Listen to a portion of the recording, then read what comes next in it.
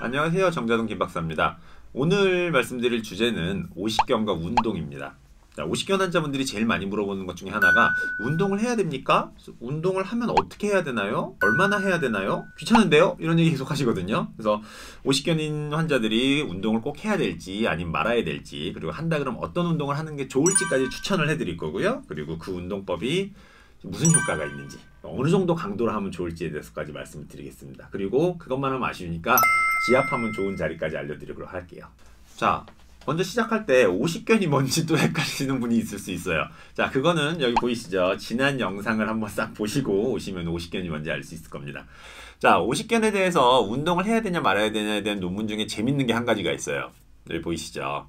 제목만 보시면 되는데, 이 논문이 뭐냐면 운동을 시켰는 거예요. 오십견 환자한테 운동을 시켜서 집에서 셀프로 운동을 한 사람과, 그리고 이제 흔히 말하는 뭐 도수 치료가 됐든 뭐가 됐든 병원에서 운동을 시킨 그룹을 가지고 이제 연구를 했더니 재밌는 결과가 나왔어요. 오십견으로 도수 치료를 받아보신 환자분들이 있을 거예요. 그분들 어떤 얘기를 들으시냐면, 아프셔도 참고 올리셔야 돼요. 자, 한 번 더, 한 번 더, 야! 이러면서 한단 말이에요. 자, 한 번 더! 이게 하는 게 무슨 얘기냐면, 오십견 때문에 근육이 굳어서 움직이는 게 불편하게 되니까 내가 가동할 수 있는 범위의 맥시멈, 우리가 뭐 흔히 이제 레인지 오브 모션이라고 그래서 ROM이라고 얘기하는 것들을 이겨낼 수 있도록 해야 돼 라고 하거든요.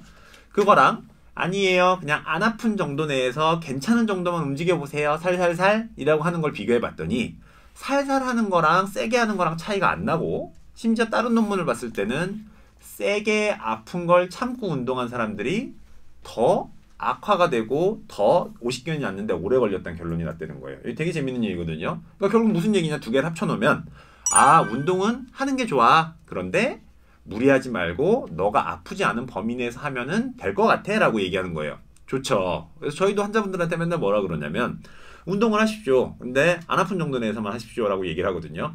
근데 그 방법을 또 몰라요. 그래서 제가 두 가지를 가르쳐 드릴 건데요. 물을 갖고 오고요. 그리고 아령을 갖고 옵니다. 자, 이 두 가지만 있으면 됩니다. 아령이 없는데요, 그럼 그냥 물 가지고 하면 됩니다. 물이 없는데요, 아령 가지고 하시면 돼요.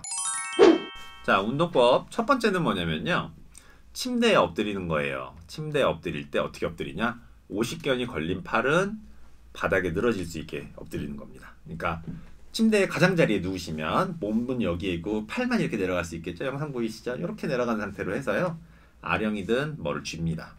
쥐어요. 딱 쥔 상태에서, 그럼 엎드린 상태지 않습니까? 우리는 이 상태에서 어깨를 내회전 이렇게 안으로, 그리고 외회전 바깥쪽으로 이렇게 돌려주는 겁니다. 자, 이 과정에서 우리가 뭐 해야 된다 그랬죠? 아픈 걸 참고 할 필요가 있어요, 없어요?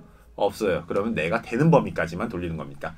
요만큼밖에 안 돼요. 어쩔 수 없어요. 요만큼만 돌리시는 거예요. 이렇게 하시면 되죠. 저는 좀 많이 나은데요, 그러면 안쪽으로 끝까지, 오른쪽으로 끝까지. 자, 그 다음에 뭘 하냐면 어깨의 가동성을 살려줘야 되니까 회전을 시키는 겁니다. 회전을 시킬 때 이렇게 돌려주는 거예요. 오른쪽으로, 그 다음에 충분히 돌렸으면 왼쪽으로 돌리는 스트레칭을 해주는 겁니다.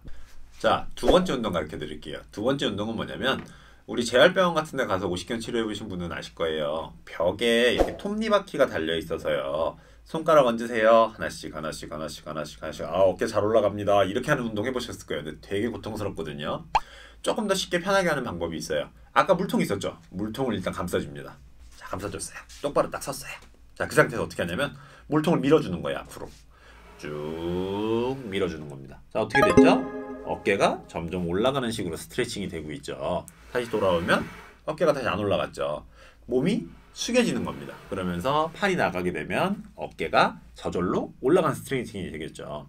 저는 오십견이 아니니까 사실은 이게 되게 쉽지. 오십견 환자들은 요만큼밖에 안 돼요. 요만큼 상태에서 조금만 더 가는 식으로 스트레칭 하시면 됩니다. 이런 식으로. 자, 그럼 옆으로는 어떻게 들어요?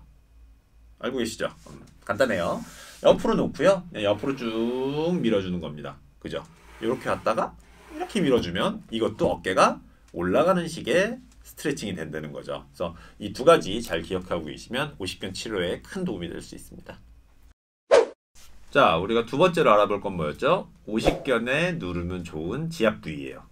오십견일 때 실제로 오십견이라 그러면 어깨만 아프지만, 어깨가 아픈 게 오래되면 무슨 현상이 생기냐면 어깨 주변에 있는 근육들이 망가지기 시작해요. 그러니까 얘가 똑바로 일을 못하니까 나머지 애들이 일을 많이 하거든요. 오십견 환자 팔 어떻게 드냐면 이렇게 들어요. 그러면 승모근이라는 근육도 망가지고 극하근이라는 근육도 망가지게 돼 있거든요.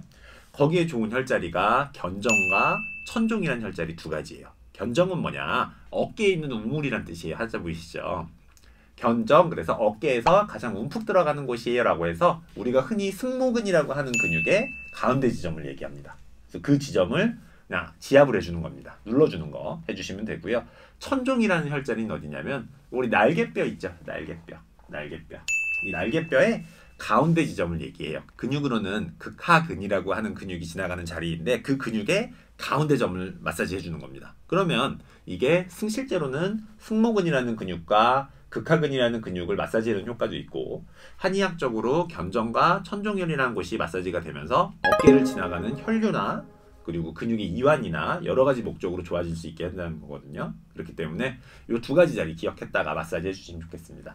근데 오십견이 오래되면 이 부분 손만 대도 되게 아파요. 그러니까 뭐였죠? 마사지도 아픈데 꾹 참고 해야 될까요? 전혀 아닙니다. 마사지도 시원한 정도로 가볍게 살살 자주 하시는 게 나아요. 자, 그 다음에 우리가 알아볼 건 뭐냐면 일상생활에 그럼 운동을 도대체 얼마나 해요에 대한 얘기예요.